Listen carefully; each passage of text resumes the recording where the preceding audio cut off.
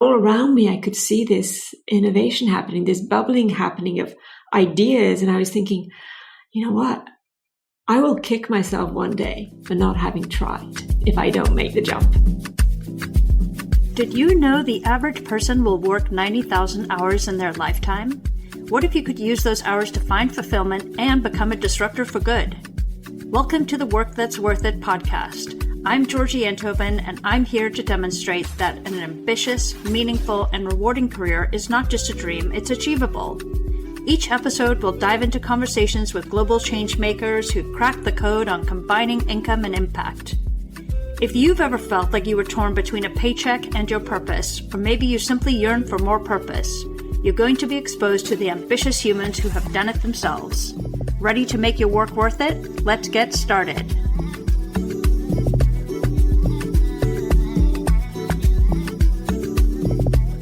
What if the key to solving a pressing climate need started with an 8-year-old experimenting with black plastic and hot water?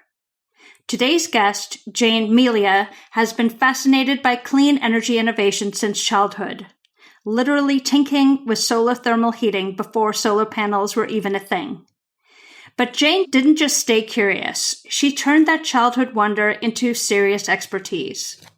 With a PhD in fluid mechanics and experience across 5 different clean energy startups, she's seen every stage of the startup journey from the inside. She's worked everywhere from large consulting firms in the UK to HP in Silicon Valley, always with one eye on the clean energy revolution that's happening around her. Today, she's the founder and chief revenue officer of Thermal, a company that's helping get gas out of homes across the United States. Welcome, Jane. So great to have you on the Work That's Worth It podcast. Hi, Georgie. It's a pleasure to be here. Thank you for hosting. Yeah, this is going to be fun. You wrote to me in your bio that you have been passionate about clean energy for as long as you can remember. I was wondering where that originated from. That goes back to having parents who were science geeks and loved innovation. So even before solar panels were a thing, we were talking about it, studying about it, thinking about, in particular, the solar thermal hot water, where you're just running water over black plastic and you're heating the water that way. So we were experimenting even when I was a kid, 8, 9, 10, just messing about with it. So I had this understanding that there was a magic out there and that there were other ways to do things that were kind of interesting and curious and fun. So that was as a kid. Wow, so young. I was, lucky enough to have parents who were interested in that innovation. And so that exposed it to me. So that was just as a child watching what was happening around me. But then I became an engineer, a civil engineer, did a graduate degree as well in fluid mechanics. And my first job where I was working as an engineer took me into a number of interesting areas like air pollution and so on. But one of the projects that I was most excited about was analyzing wind farms and trying to understand, what would be the benefit of a wind farm located in various locations? How much energy would it actually deliver? So that was being able to apply my engineering skills to actually start to expand renewables. And this was way back in the 90s, right? So a long time ago. So this was still quite early on. I think that's what made me realize that work is work and work can be very interesting, but work can also be exciting as well. And that first project on wind turbines made me see the difference. Oh, that's so interesting. And was that a startup? No, that was a large engineering consulting firm, mid-size engineering consulting firm in the UK. You can probably tell from my accent, I'm originally British. And so it was a reputable consulting firm who was really advising on that. So I wasn't yet in the startup world. Yeah, so you had a chance to follow your passion, but within a structure of the corporate world. Absolutely, yes. Yeah. Yeah. Well, I know you did pivot at some point to the startup world. In your bio, it said that you had already been a leader in 5 startups, which is a lot. And I would love to hear about that switch for you. It sounds like you're a very curious person and something about those startups drew you into their realm. Yeah, absolutely. I mean, there were a lot of things that were happening in my life that enabled me to get there. First of all, I had pivoted from engineering to the business side. So I was working more on the supply chain and operations research and, strategic decision making. That allowed me to go from Europe to California. So I've been now in California in the Bay Area for over 20 years now. And so that was one thing, put me in the place which was the Bay Area in the 2000s. And what was happening there was just so much innovation happening in clean energy. And so I was doing my job at HP, interesting job, great colleagues, et cetera, quite demanding. But all around me, I could see this innovation happening, this bubbling happening of ideas. And I was thinking, you know what? I will kick myself one day for not having tried if I don't make the jump. Yeah. What about the exciting opportunity to work on something new? Or what would you kick yourself about? Not working on something that was new, but also that had an impact. Okay. Right? I think there had been growing awareness about the challenge of all the emissions we're releasing to the atmosphere and the impact that's having on our temperature, but therefore on our crops, on our population, on inequality. I mean, so many impacts due to what we're releasing to the atmosphere. And I think that, I was very aware of that. And I think many people were. I could see that this was one part of the solution, right? Give us a better alternative, clean energy, solar, wind, or many others. Let's be part of the solution. So it was something that was technically interesting, but also something that was addressing, an important challenge that humanity is facing. Yeah. And tell us about where you are now at Harvest Thermal. Yeah. So I founded Harvest in 2019, co-founded it, I should say, in 2019. And so this was, as you mentioned, did have roles in 4 other startups before doing that. So I was, I guess, very well versed on the life cycle of a startup, the challenges, what to expect, the somewhat emotional roller coaster you go through in the funding cycles and everything. So I was used to that. I was aware of how to navigate some of these challenges. So I had a good background in that. And then I encountered the personal problem of an old gas furnace that was about to die, needed replacing, and realized that the solutions out there, which were good, didn't really solve the full problem. And that this was a huge gap in a need. It was a huge need for us to be able to solve the problem of getting gas out of our homes. So that's what inspired us to find a better way to do it, which we did, installed it in my home. It worked really well. My bills went down by 40%, which is great. My emissions went down by 90%, which is great too. And that's when I realized it was another aha moment where I was thinking, if I don't do this, I will also always regret it, which is I had a real need, a real market need of how do we get gas out of homes in a way that's cost effective and scalable, a real gap in the market because I tried and I couldn't find a solution, and then a solution that we developed that worked really well, and also experience in 4 other startups, which gave me some grounds in how to do this. And I knew I'd regret it if I didn't do it. So I did it. And it's been a really, really fun journey. I mean, there have been hard days, in fact, even hard weeks and hard months, but there have been some really good ones as well. But most importantly, I know that if I hadn't done it, I would be sitting here wondering. I'm very pleased that I did. Yeah. So I would love to hear from you some of the romance that we put around startups. Like, what do you think is sort of less romantic that people need to know about working in a startup? So it is a lot of hard work. It is a huge amount of hard work. And I think it's a given. And I know a lot of listeners are really hard workers, but yeah, it's going to be a lot of hard work. It's a tightrope that you're trying to navigate between developing your product. We provide heat pumps with thermal storage, shifting loads, cutting emissions, cutting bills. You've got that vision of the product, and you're trying to bring it to market. But you're running the business and you have nobody to stand behind you to catch you if you fall. So you've got to do everything yourself, and you have a small and growing team, so you're able to spread the load. But at the end of the day, if people get paid, it's up to you to make sure you get that money in the bank. The product is safe. It's up to you to make sure the engineering design is done in a sound way and you get the right tests and certifications in place.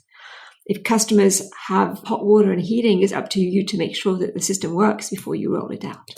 I would say and having spoken to many other founders and leaders in the space, the common denominator is the funding. And I think, difficult to get funding. Yeah, well, it is just an ongoing activity you can raise one round of funding and pretty much you're going to be starting raising the next one straight after. If you're not raising it, you're preparing for the raise. And so that is an ongoing activity. It's like a responsibility, like just the analogy could be being a parent. And being a parent is a lot of good and fun, exciting things. And then there's also getting the groceries in and making sure there's clean laundry. It's the groundwork that just has to be done, because without that being done, the rest is challenging to do well. Yeah. I mean, listening to your answer, the resounding word that comes to mind for me for everything that you've just shared is the responsibility. Like, you have to be really willing to hold that in so many places, which can be heavy. It is heavy, but it's also a great sense of achievement when, as things... Well, let's talk about that. Like, what are some of the benefits that you have felt from all your startup life? So it's quite exciting. The risk is there, but the excitement is there as you're able to, yes, we secured that grant. Yes, we've expanded the team. Yes, we're able to start paying ourselves a bit more. Yes, we've deployed our first customer project. Now, we've got hundreds of customers. Oh, look at these reviews. People actually like us, right? We've won these awards. I mean, sometimes something's happening. I'm thinking, remember this, Jane. It may never happen again. Remember this. I just feel that life is so much richer with all the experiences that it's given me, both from the product side, but also then, being fortunate to be recognized by Time magazine, or being fortunate to be not having won it, being part of the Earthshot community, and, meeting amazing people who are developing, meeting a lot of other founders is also a key part of it, and hearing their journeys. So I think it's just made life really interesting. Yeah. And also it sounds like your day job becomes part of your life and you are invigorated by what you do. So it's not that you have to shut the door and not think about it when you get home. It's very integrated into who you are. It is. And sometimes it can be almost too much. And I've had to learn a discipline of, I will set some barriers. They're not very tight barriers, but there are some barriers. And so, there are, as in many jobs, sometimes they're very late nights, but otherwise I do try and stop at a certain hour and not look too much. My email after a certain time. That sounds healthy. Okay. So I also would love to know a little bit about red flags, green flags for startups. You have obviously focused on the energy sector, but what has helped you decide which startups to be a part of and which ones to not be a part of? Not necessarily the names or anything, just more the concepts. Yeah, I mean, first of all, it's really understanding what they do. And is this something that I find interesting? Is it something where I can contribute? Would I be excited or proud of working there? Those are key things. And I understand that we don't always have that luxury of choosing something we like, right? We've got to get food on the table and, it's a responsibility. But if you're looking for something, then finding something that piques your interest is really important. Then I tend to dig a bit into the company, look at the blogs, look at, who's saying what. For me, a litmus test has been checking, do they have any women in director or even preferably higher VP level in this company? Because if you're in a small company of 20, 30, 40 people and no women have risen to the top, I'm sometimes wondering why. I mean, there may be very good reasons, but maybe not. I've broken a few glass ceilings, but I feel that we're 2025, right? There are plenty of capable women out there. So there should be women in leadership positions in most companies. Yeah, you don't want to be doing it alone. That's right. Yeah. Or I don't want to be inadvertently joining a company where the culture isn't a good fit for me. For women. Yeah. Yeah. And green flags? So definitely the product, that its leadership team is including women. The leadership team. It's those meetings, listening to what the founders or executives have to say. Sometimes just checking the reviews, what the employees are saying. I try and talk to another employee, maybe even try and talk to an ex-employee, all those things. I mean, an in-person meeting is really good, but that's, of course, getting kind of old-fashioned. But if there is an office, going to see what it's like, I think that makes a difference. Yeah. I talk to a lot of young professionals, and climate tech seems like a great bridge where you can have income and impact. And I was wondering if you have advice for young people interested in climate work or climate tech. What advice would you give them to get started? So climate tech is a huge field, and it's a field that's really growing. And so I think one advice I would give to younger people, or even to my younger self, is that the journey you take is not necessarily a straight line, and that there are many, many paths to get there. In a climate tech company, yes, we need engineers developing a product, but we also need salespeople. We need operations people. We need really good finance people. We need great marketing folks. And as a startup, founder and leader, when I'm looking to recruit, I'm actually looking for experienced people for the most part, right? We've got some really great young people that we've been brought on, but that has to be matched by at least an equal number of experienced people. And so, yes, you may get your first job in a climate tech startup. That's great, or whatever your passion is.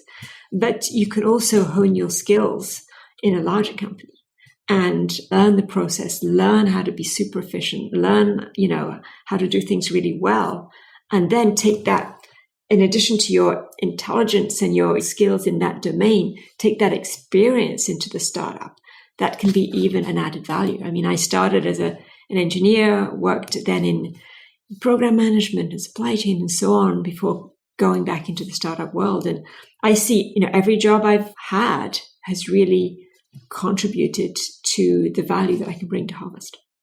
Yeah. And the PhD that you have, how important is that in clean tech? So I am no longer on the engineering side. The PhD I had, though, is somewhat relevant for Harvest. I have a PhD in fluid mechanics. One thing that we're doing with Harvest Thermal is the tank as a heat battery. Now, our engineers have done the majority of the work on this, but I was able to review patents, make sure it made sense, participate in some of the discussions, and that was very helpful. Okay, to be able to ask the right questions and to know the terminology. Yeah, and contribute to the thought process, at least to some extent. I'd say more importantly, that PhD has just been very useful for me throughout my career. It's a lot of rigor, a lot of hard work. It's also, I'm just thinking right now, it makes me think, doing a degree, coursework and exams is one thing. Doing a PhD is actually in a way closer to being a startup because you're kind of on your own doing your research and you have to create something new. So it actually teaches you that responsibility as well. There is some safety net, but not a huge lot of safety net when you're doing a PhD. Yeah, but to have a lot of degrees or masters, is it important in the space, or are there opportunities to do well and reach a high-level executive in clean tech without a master's degree? Yeah, I think there are many, many examples of folks out there without advanced degrees. So I would say there are multiple paths, and you shouldn't force fit yourself into a path if it's not going to work for you. I know folks, I did my graduate degree straight after my undergraduate degree. And I know other folks who waited 2 years or who waited 10 years, and that worked for them. And so it's not mandatory to have an advanced degree. And if you want that advanced degree, it's not mandatory to do it straight away. Yeah.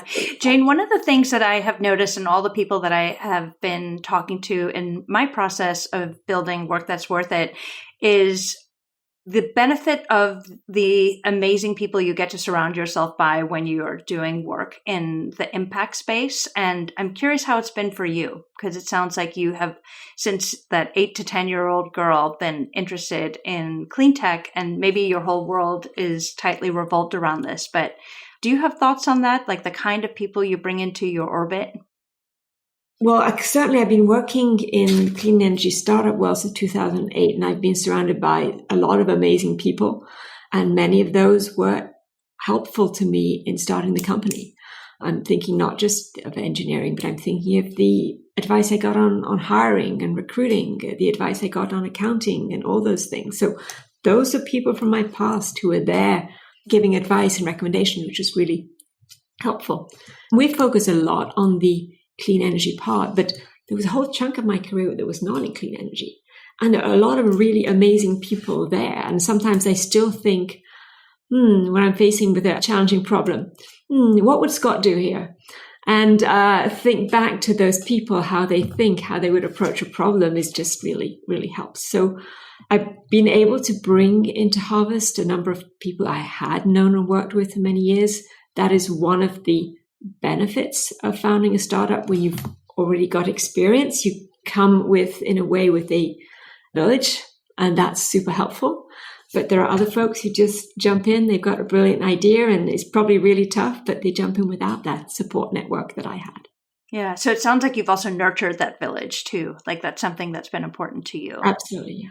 Yeah. In today's age where a lot of people are working remotely, and I imagine it's a lot harder to nurture the village, but what would your advice be on that? I think you do have to keep in touch. It doesn't have to be every week or even every month, but a quick note every now and then matters. If there are events where a get-together, a gathering, and I know it's sometimes I'm a bit of an introvert, go there and meet people and shake hands and remind them that you're still there, and just keep those relationships alive. And it's okay. Occasionally in life, things happen and you don't keep them alive as much as you want. Well, you can go back and reopen them, right? Be gentle on yourself. You can, tomorrow's a new day and then you can start back and reopen them. And, I find that people, even relationships that I haven't nurtured that well, I can go back and say, hey, Nancy, remember we were working together? And most people are just delighted to catch up. And there may not even be an ask, but people are usually really positive to reconnect. Yeah. And so just do it. Let's talk about starting a company being an introvert for a moment. And I think often the image is that you have to be quite extroverted and be with people and talking all the time. How have you managed that? Well, I'd say there are stereotypes about introverts, and I think it's probably a lot of it's pretty exaggerated. It's a spectrum, and I'm probably closer to the middle. But I think I also know a number of other introverts who are founders and CEOs. I think introverts are good at taking time to think things through, good at figuring out what is the best path forward. And maybe, and this is speculative, I definitely have prepared very well for those interactions, prepared very well for those investor topics, and that actually made me stronger. And so less reliant on seat of the pants type engagements, more reliant on doing a lot of preparation, which actually helped me get better at it. So it actually became easier and easier over time. Yeah, so you lent into the advantages. Yes. Yeah, it can be a strength. Yeah. You are the Chief Revenue Officer of your company. Mm-hmm. What does Chief Revenue Officer do? So I'm really responsible for the whole commercial side of the business, right? We're at an exciting time in Harvest. We've got product market fit. We've got hundreds of systems deployed. I want to make that thousands. Then I want to make it tens of thousands. So it's managing the whole sales side, but also the partner development side and the marketing side of the business.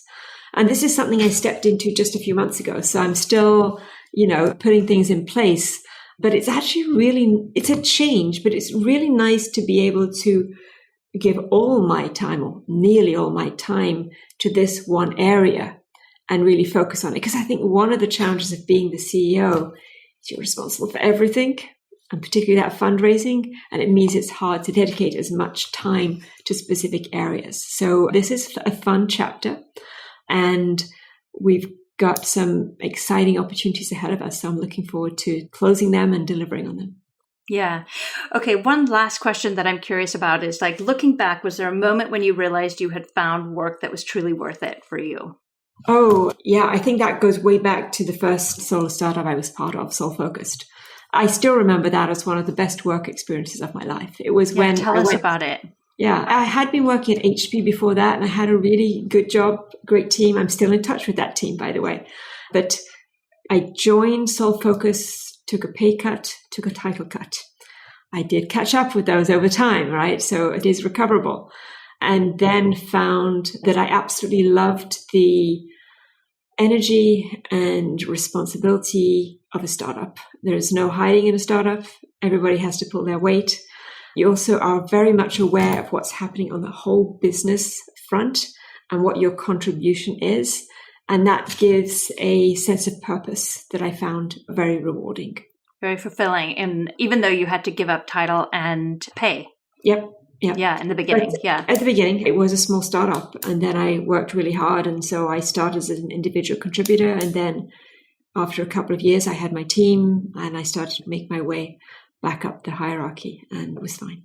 Yeah, well, I love that. It was fine. I love that chance that you obviously are somebody who is willing to take risks and chances, but they are well thought out, and you have the background and the depth of knowledge to be able to make them. So yeah, it's lovely to get to hear your perspective on the startup world and the businesses that you've been part of. So thank you so much for sharing. Let's jump right into the takeaways. First, I'm sure we have a lot of introverts listening in. Introverts can be exceptional startup leaders. Jane proves you don't need to be extroverted to raise millions and lead a company. Introverts can often excel at preparation, thoughtful decision-making, and taking time to think things through, all crucial CEO skills. Jane's preparation became her secret weapon, making her stronger in investor meetings and strategic decisions. Also, Jane's frustration with her dying gas furnace led to starting Harvest. When you encounter a problem and can't find a solution that works, that is sometimes a great signal that there's a real market gap. Also, the reality of starting a startup requires you to shoulder a lot of extra responsibility. Between constant fundraising, being the safety net for everything, and working harder than you've ever worked, you need to have the energy and the stamina for the long haul. But the flip side is incredible growth, meeting amazing people, and knowing your work directly impacts the bottom line, and in Jane's case, also the planet. I love what Jane shared when she referred to entrepreneurship as a tightrope, but one that makes life so much richer. And that's a wrap for today's episode of Work That's Worth It. Remember, every conversation we share is designed to empower you to build a career that's truly worth your time and energy. There are future disruptors out there just like you who would appreciate the conversations in this podcast. Please support me by spreading the word and sharing this episode with a friend or two, or visit my website at georgieenthoven.com. That's spelled GeorgienThoven.com. Until next time, ask yourself, what problems am I solving, and are they worth my valuable time? Your intentional choices today can lead to exponential impact tomorrow. Thanks for listening.